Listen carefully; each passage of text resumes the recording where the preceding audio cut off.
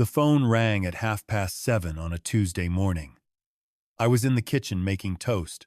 When I heard it, my son's number on the screen, which was unusual. He almost never rang this early unless something was wrong.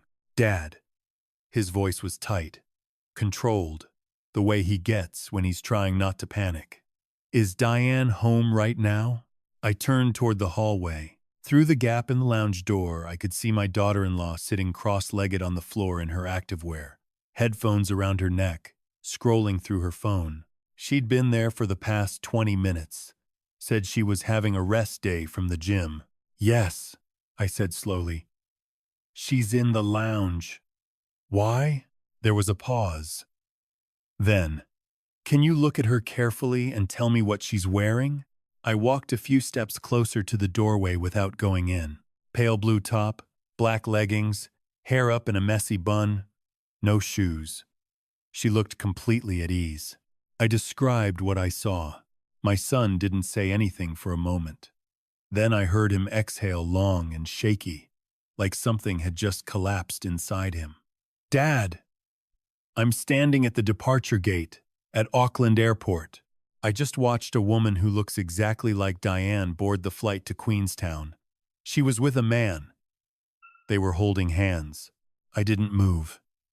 I didn't say anything. I just stood in the hallway staring at the back of my daughter-in-law's head while she laughed at something on her phone. He sent me a photo seconds later. I looked at it for a long time. Then I put the phone face down on the kitchen bench and stood very still. My name is Colin Abernethy. I'm 64 years old. I spent 31 years as a surveyor, raised 2 kids with my wife Margaret before she passed from a stroke 6 years ago. And I have always considered myself a reasonable man, not easily rattled, not prone to drama. But what happened over the following 3 weeks shook me in a way I hadn't felt since the night the hospital rang to tell me Margaret wasn't coming home. My son Fletcher is 37. He works as a senior logistics coordinator for a freight company based in Auckland, which means he travels regularly to ports and distribution hubs around the country. He'd been with Diane for 4 years, married for 2. She was 34, originally from Christchurch, worked in marketing for a skincare brand. I had always liked her well enough, warm, sociable, easy to talk to. She'd made an effort with me from the beginning, brought baking when she visited, asked about my work, remembered small details I'd mentioned months earlier. I thought she was good for Fletcher. I thought she made him happy. They'd moved into a house in Pukekohe about 18 months before all of this happened. I lived 40 minutes away in Pukekohe, in the house where Fletcher and his sister had grown up. After Margaret died, Fletcher had offered to help me sell up and move somewhere smaller. But I wasn't ready. I liked the garden. I liked the familiar weight of the rooms. And Diane had been generous about including me. Sunday dinners, holidays, the occasional weekend when I'd stay in their spare room rather than drive back late. So, I knew her. Or, I thought I did. The morning Fletcher rang. He was heading to the airport for a work trip to Wellington. He'd arrived early, picked up a coffee, and was walking toward his gate when he saw them. A couple ahead of him in the boarding queue, close together, laughing about something. The woman had her hair the same color as Diane's. Same height, same way of tilting her head when she listened. He'd almost looked away, dismissed it as coincidence. But then she turned slightly to say something to the man beside her, and Fletcher had seen her face. He'd taken the photo before he even consciously decided to. Then he'd stepped out of the queue and rung me. I stood in my hallway for what felt like a long time after we hung up. He'd told me not to say anything to her. Not yet. He needed to think. He was going to miss his Wellington flight and get on the next one to Queenstown instead. I walked back into the kitchen and finished making my toast. I ate it standing at the bench, looking out at the back garden. The silver beet needed attention. The grass along the fence line had gotten long. I noticed these things the way you notice things when your brain is trying to anchor itself to something ordinary. Behind me, in the lounge, My daughter-in-law laughed again at her phone. I had spent the previous 3 days with her. Fletcher had left for a conference in Hamilton on the Saturday, due back Wednesday. Diane had rung me Sunday morning and asked if I wanted to come for a visit, she said. The house felt too quiet, and she was going to cook a proper roast. I'd driven over that afternoon and stayed 2 nights. We'd watched a film Monday evening. She'd made soup from scratch Tuesday morning before I left. She had been, as far as I could tell, entirely herself. Relaxed, present, happy. And now my son was standing at Auckland Airport, having just watched her board a plane with another man. I put my plate in the sink and went and sat down in the armchair in the corner of the lounge, the one that faces slightly away from where she was sitting. I picked up the crossword book from the side table and pretended to look at it. "Everything all right?" Diane asked, glancing over. "You seem quiet. Just tired," I said. "Didn't sleep well." She nodded sympathetically and went back to her phone. I looked at the crossword without seeing it and tried to work out what I was feeling. It wasn't anger yet. It was something colder than that, a kind of careful, watchful stillness. Like when you're on a ladder and you realize the ground is further away than you thought, and you make yourself breathe slowly and not look down. Fletcher rang again just after 11 that morning. She'd gone upstairs to shower, so I stepped out the back door into the garden. "I'm in Queenstown," he said. I found them. He'd rung the hotel where she was supposed to be. She'd told him she had a work event in Hamilton this week, same time as his conference, and he hadn't questioned it. He'd known the name of the hotel she claimed to be at. He'd asked at the front desk for her room and been told there was no guest by that name. Then he'd walked 2 blocks to the hotel he'd seen in the background of the photo and described her to the receptionist, who, after some persuasion, confirmed that yes, there was a Diane registered there, with a Mr. Trent Holloway. Trent Holloway. I wrote the name on the back of a seed packet I found in my jacket pocket, then stared at it. Fletcher had gone to the hotel bar and waited. He sat there for 2 hours, nursing a beer, hidden partly behind a structural column. At just after 10 in the morning, Diane and the man had come down in the lift, dressed for a walk, laughing, his hand on the small of her back. Fletcher had watched them cross the lobby and go out the front door. He hadn't approached them. He said he couldn't. Said his legs had just stopped working. He rang me from the bar stool. His voice had changed, quieter, hollowed out. "How long do you think it's been going on?" he asked. I didn't know. I didn't say that I'd been mentally replaying the last 6 months looking for signs I'd missed. The times she'd seemed distracted. The weekend she'd canceled a family dinner because she wasn't feeling well. The way she'd been protective about her phone lately, not dramatically, not in a way that would have made me think twice, just careful. Stepping into the hallway when it rang. I'd noticed these things and assigned them innocent explanations. Because that's what you do when you trust someone. I asked him what he wanted to do. "I don't know yet," he said. Over the next 10 days, Fletcher and I talked every evening. He'd returned to Auckland, gone back to work, and carried on as though nothing had happened. He told me later that it was one of the hardest things he'd ever done sitting across from Diane at dinner, watching her talk about her day, answering her questions about his, all while carrying this weight that had changed the shape of everything. He'd hired someone, a private investigator, a woman named Sandra who operated out of an office in Newmarket and came recommended by a colleague who'd used her during a business dispute. Fletcher hadn't told me this until after it was done. He knew I'd have reservations. He was right. But I also understood. Sandra confirmed that Trent Holloway was 41 years old, divorced, and worked as a property developer with offices in Auckland and Queenstown. She found evidence that he and Diane had been seeing each other for at least 14 months longer than I'd wanted to imagine. There were hotel records, flight bookings, a pattern of weekends away that matched perfectly with times Diane had offered reasons to be elsewhere. 14 months. Almost the entire span of their marriage. When Fletcher finally told me the full picture, sitting at my kitchen table on a Thursday night with a cup of tea he barely touched, I felt something shift in me that I don't have a good word for.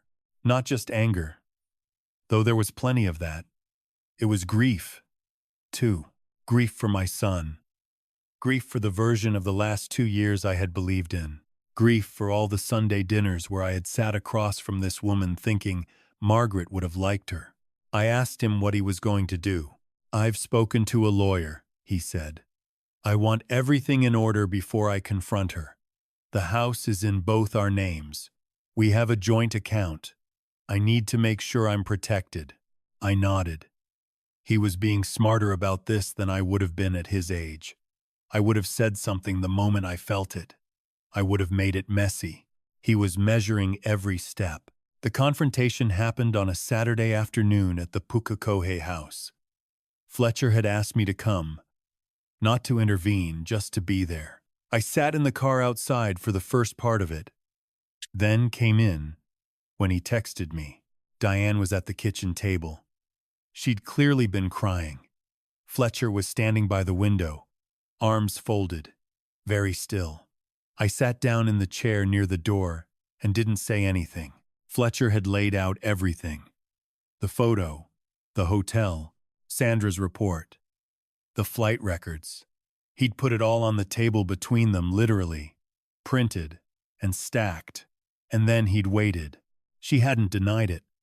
That was the thing I kept coming back to afterward.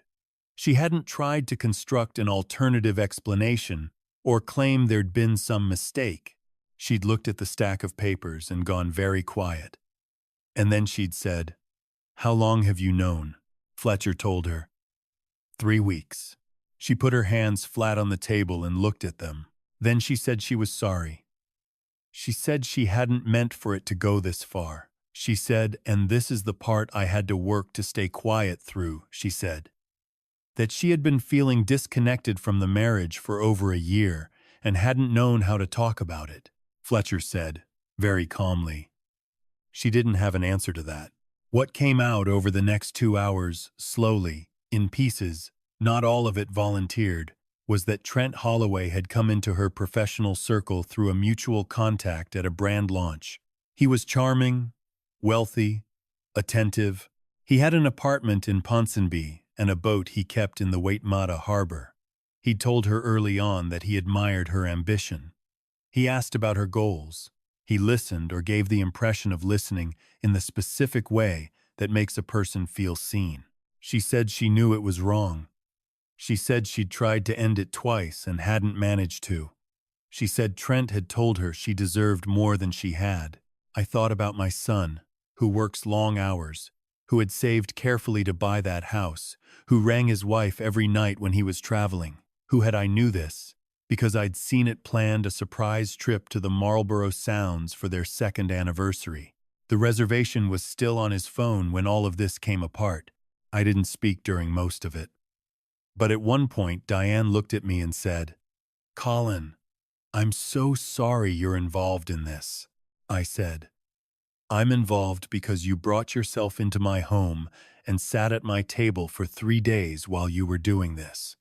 You looked me in the eye every morning and lied." She looked down at the table. There's nothing more I want to say about the confrontation itself. It lasted a long time, and by the end of it, I was very tired. The bone-deep tired that has nothing to do with sleep. Fletcher was the same. We sat in the kitchen after she'd gone upstairs to pack a bag, and he made 2 cups of tea on autopilot, and we drank them without talking much. What followed was the harder, slower part. The legal process, the division of the property, the conversations with mutual friends who knew them as a couple and had to be told something. Fletcher moved back into the house in Pukekohe, and Diane went to stay with her sister in Auckland. Trent Holloway, I was told, was still in the picture for a while, and then wasn't. I didn't ask for details. Fletcher took it the way he takes most difficult things, methodically, quietly, one step at a time. He had bad weeks and better weeks. He rang me more often, which I was glad of even when there was nothing much to say. Sometimes he'd just come over on a Saturday and help me in the garden, and we'd work for a few hours without needing to fill the silence. His sister, Bree, flew up from Christchurch. When she heard, she stayed for a week and did what Bree always does: organize things, cooked in large quantities, made sure the practical matters were in motion. She and I sat up late one night after Fletcher had gone to bed, and she said something I've thought about a lot since. The worst part, she said, isn't even what Diane did.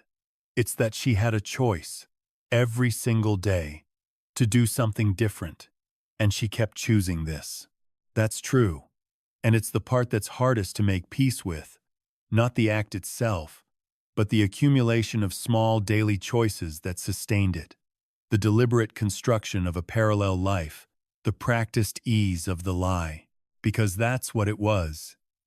In the end, it wasn't a moment of weakness or a single terrible decision. It was a sustained and calculated deception, maintained across 14 months and hundreds of ordinary moments. Sunday dinners, phone calls, family gatherings, the quiet Tuesday morning, when she sat in my son's lounge in her activewear and asked me if I'd slept well. She knew exactly what she was doing. She just believed she'd never have to account for it. I want to say something to anyone reading this who might be in a similar place, either because they're living through something like what my son experienced, or because they're the one who's been doing the deceiving and telling themselves it's more complicated than it looks. Trust is not just a feeling. It's a daily practice.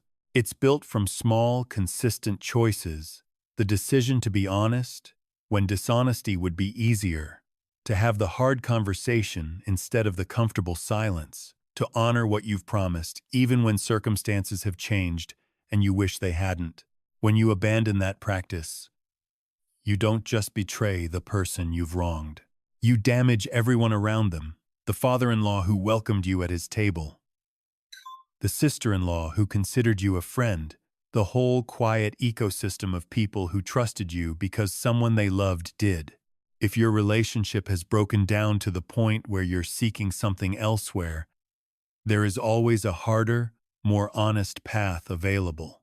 It doesn't feel like the easier choice in the moment, but it is the only one that doesn't eventually require you to sit across a table from the person you've deceived and try to explain yourself with nothing adequate to say. My son is doing better now. It's been over a year. He's cautious, as you'd expect, and he has his quiet days, but he got through the worst of it with more grace than I think I could have managed. And I am prouder of him than I know how to tell him. The silver beet in the garden, by the way, sorted itself out once I gave it some attention. There's something in that, I think. Most things do, if you're willing to show up and put the work in. I still have the seed packet with Trent Holloway's name written on the back. I found it in my jacket a few months later and stood in the hallway looking at it for a moment. Then I put it in the recycling and went to put the kettle on. Some things don't deserve to be kept.